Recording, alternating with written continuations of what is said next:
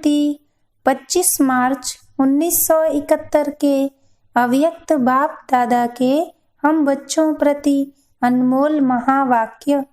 मुरली का सार, न्यारे और विश्व के प्यारे बनने की विधि। बाबा ने कहा, सभी अपने अलौकिक और पारलौकिक नशे और निशाने में सदैव रहते हो।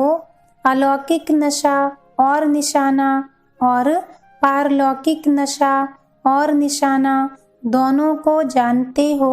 दोनों में फर्क है व एक है।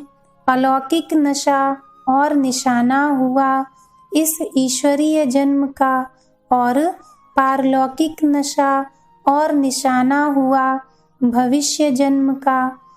तो ईश्वरीय जन्म का नशा और निशाना याद रहता है, साथ साथ पारलौकिक अर्थात भविष्य का नशा और निशाना याद रहता है। अगर दोनों ही हर समय रहें तो क्या बन जाएंगे? अलौकिक नशे और निशाने से बनेंगे न्यारे और पारलौकिक नशे और निशाने से बनेंगे विश्व के प्यारे। तो दोनों ही नशे और निशाने से न्यारे और प्यारे बन जाएंगे। समझा? अभी सभी से न्यारा बनना है। अपनी देह से ही जब न्यारे बनना है तो सभी बातों में भी न्यारे हो जाएंगे। अब पुरुषार्थ कर रहे हो न्यारे बनने का। न्यारे बनने से फिर स्वतः ही सभी के प्यारे बन जाते हो। प्यारे बनने का पुरुषार्थ नहीं होता है, पुरुषार्थ न्यारे बनने का होता है। अगर सबका प्यारा बनना है तो पुरुषार्थ क्या करना है? सर्व से न्यारे बनने का। अपनी देह से न्यारे तो बनते ही हो, लेकिन आत्मा में जो पुराने संस्कार हैं उन्हों से भी न्यारे बनो। प्यारे बनने के पुरुषार्थ से प्यारे बनेंगे तो रिजल्ट क्या होगी? और ही प्यारे बनने की बजाय बाप दादा के दिल रूपी तख्त से दूर हो जाएंगे। इसलिए यह पुरुषार्थ नहीं करना है। कोई भी न्यारी चीज प्यारी जरूर होती है। इस संगठन में अगर कोई न्यारी चीज दिखाई दे तो सभी का लगाव और सभी का प्यार उस तरफ चला जाएगा। तो आप भी न्यारे बनो। सहज पुरुषार्थ है ना।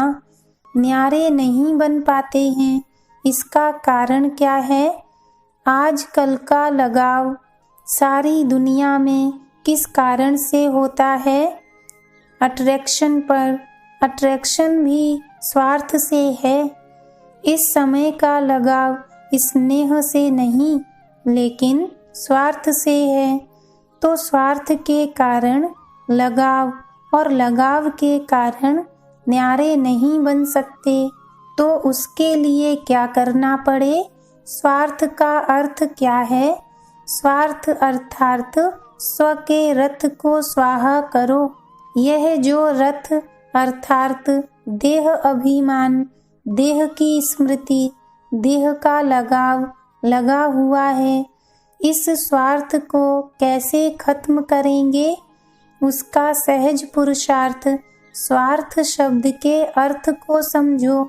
स्वार्थ गया तो न्यारे बन ही जाएंगे। सिर्फ एक अर्थ को जानना है, जानकर अर्थ स्वरूप बनना है। तो एक ही शब्द का अर्थ जानने से सदा एक के और एक रस बन जाएंगे। अच्छा, बाबा ने कहा आज टीचर्स के उद्घाटन का दिन है।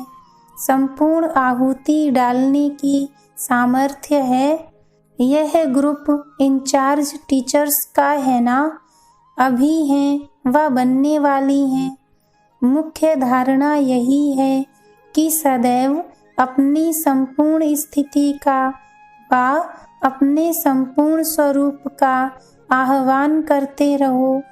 जैसे कोई का आह्वान किया जाता है तो बुद्धि में वही स्मृति में रहता है ना। इस रीति से सदैव अपने संपूर्ण स्वरूप का आह्वान करते रहेंगे तो सदैव वही स्मृति में रहेगा और इसी स्मृति में रहने के कारण रिजल्ट क्या होगी? यह जो आवागमन का चक्र चलता रहता है, आवागमन का चक्र कौन सा? कभी ऊंच स्थिति में ठहरते हो, कभी नीचे आ जाते हो। यह जो ऊपर नीचे आने जाने का आवागमन का चक्र है, इस चक्र से मुक्त हो जाएंगे। वह लोग जन्म मरण के चक्र से छूटने चाहते हैं और आप लोग यह जो स्मृति और विस्मृति का आवागमन का चक्र है, इससे मुक्त होने का पुरुषार्थ करते हो तो सदैव अपने संपूर्ण स्वरूप का आह्वान करने से आवागमन से छूट जाएंगे। अर्थात इन व्यर्थ बातों से किनारा करने से सदैव चमकता हुआ लकी सितारा बन जाएंगे। इंचार्ज टीचर बनने के लिए पहले अपनी आत्मा की बैटरी चार्ज करो। जितनी जिसकी बैटरी चार्ज है उतना ही अच्छा इंचार्ज टीचर बन सकती हैं। समझा? जब यह याद आए कि मैं इंचार्ज हूँ तो पहले यह अपने से पूछो कि मेरी बैटरी चार्ज हुई है। अगर बैटरी चार्ज कम होगी तो इंचार्ज टीचर में भी उतनी कमी दिखाई देगी। तो अब क्या करना है? अच्छी तरह से बैटरी चार्ज करके फिर इंचार्ज बनकर जाना। ऐसे ही सिर्फ इंचार्ज नहीं बनकर जाना। अगर बैटरी चार्ज के बिना इंचार्ज बनेगी तो क्या होगा? चार्ज अक्षर के 2-3 मतलब होते हैं।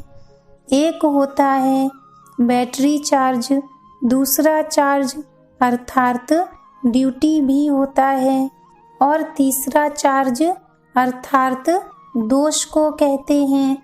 कोई पर चार्ज लगाते हैं ना, तो इंचार्ज होने से अगर बैटरी चार्ज है तो फिर इंचार्ज यथार्थ रीति बनते हैं। अगर बैटरी चार्ज नहीं, यथार्थ रूप नहीं, तो फिर भिन्न भिन्न चार्जेस लग जाते हैं। तो अब समझा कैसे इंचार्ज बनेंगे? धर्मराजपुरी में पहले चार्ज लगाकर फिर सजा देंगे। तो अगर बैटरी चार्ज नहीं होगी तो चार्जेस लगेंगी। अभी ऐसे बनकर जाना जो सभी की निगाहों में यह ग्रुप आ जाए। सभी अनुभव करें कि बड़े तो बड़े लेकिन छोटे सुभान अल्लाह। ऐसा लक्ष्य रख, भट्ठी से ऐसे ही लक्षण धारण करके जाना। ऐसा कोमल होना है जो अपने को जहाँ मोड़ने चाहो वहाँ मोड़ सकते हो। कोमल चीज को जहाँ मोड़ने चाहते हैं वहाँ मोड़ सकते हैं, लेकिन सख्त को कोई मोड़ नहीं सकेंगे। कोमल बनना है लेकिन किसमें? संस्कार मोड़ने में कोमल बनो, लेकिन कोमल दिल से बचकर रहना। यह लक्ष्य और लक्षण धारण करके जाना है। इस स्नेही और सहयोगी बनने वाले ग्रुप के लिए स्लोगन है, अधिकारी बनेंगे और अधीनता को मिटाएंगे। कभी अधीन नहीं बनना, चाहे संकल्पों के, चाहे माया के और भी कोई रूपों के अधीन नहीं बनना। इस शरीर के भी अधिकारी बनकर चलना और माया से भी अधिकारी बन उनको अपने अधीन करना है। संबंध की अधीनता में भी नहीं आना है, चाहे लौकिक चाहे ईश्वरीय संबंध की भी अधीनता में न आना। सदा अधिकारी बनना है। यह स्लोगन सदैव याद रखना, ऐसा बनकर के ही निकलना। जैसे कहावत है ना कि मानसरोवर में नहाने से परियां बन जाते थे, इस ग्रुप को भी भट्ठी रूपी ज्ञान मानसरोवर में नहाकर फरिश्ता बनकर निकलना है। जब फरिश्ता बन गया तो फरिश्ते अर्थात प्रकाशमय काया इस देह की स्मृति से भी परे, उनके पांव अर्थात बुद्धि इस 5 तत्व के आकर्षण से ऊंची अर्थात परे होती है। ऐसे फरिश्तों को माया व कोई भी मायावी टच नहीं कर सकेंगे।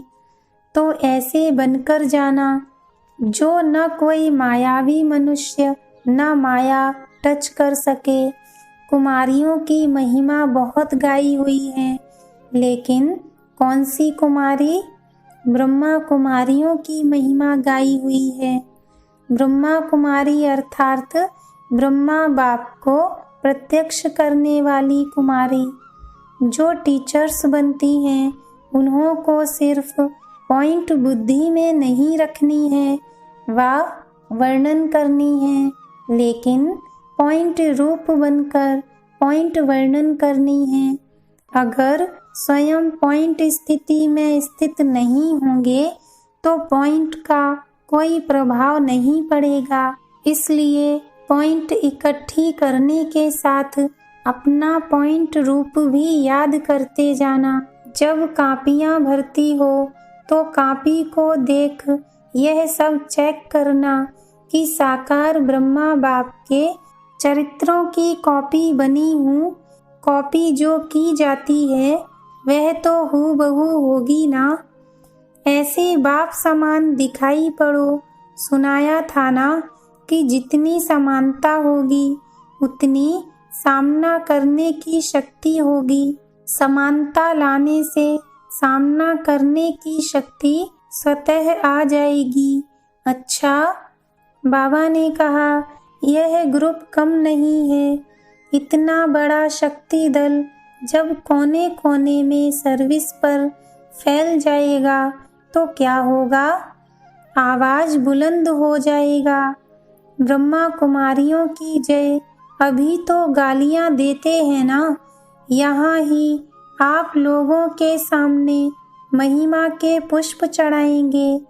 इसलिए कहा कि ऐसे बनकर के जाना जो देखते ही सभी के मुख से यह आवाज बुलंद हो निकले। इस ग्रुप को यह प्रैक्टिकल पेपर देना है। चारों ओर बाप दादा और मददगार बच्चों की जय जयकार हो जाए, ऐसी शक्ति है। एक के संग में रहने से संग दोष से छूट जाएंगे। सदैव चेकिंग करो कि बुद्धि का संग किसके साथ है। एक के साथ है। अगर एक का संग है तो अनेक संग दोष से छूट जाएंगे। संग दोष कई प्रकार के दोष पैदा कर देते हैं, इसलिए इसका बहुत ध्यान रखना। एक बाप, दूसरे हम, तीसरा न कोई। जब ऐसी स्थिति होगी तो फिर सदैव आप लोगों के मस्तक से तीसरे नेत्र का साक्षात्कार होगा। यहाँ का जो यादगार है उसमें योग की निशानी क्या दिखाई है? तीसरा नेत्र। अगर बुद्धि में तीसरा कोई आ गया तो फिर तीसरा नेत्र बंद हो जाएगा। इसलिए सदैव तीसरा नेत्र खुला रहे। इसके लिए यह याद रखना कि तीसरा न कोई। अच्छा, ओम शांति।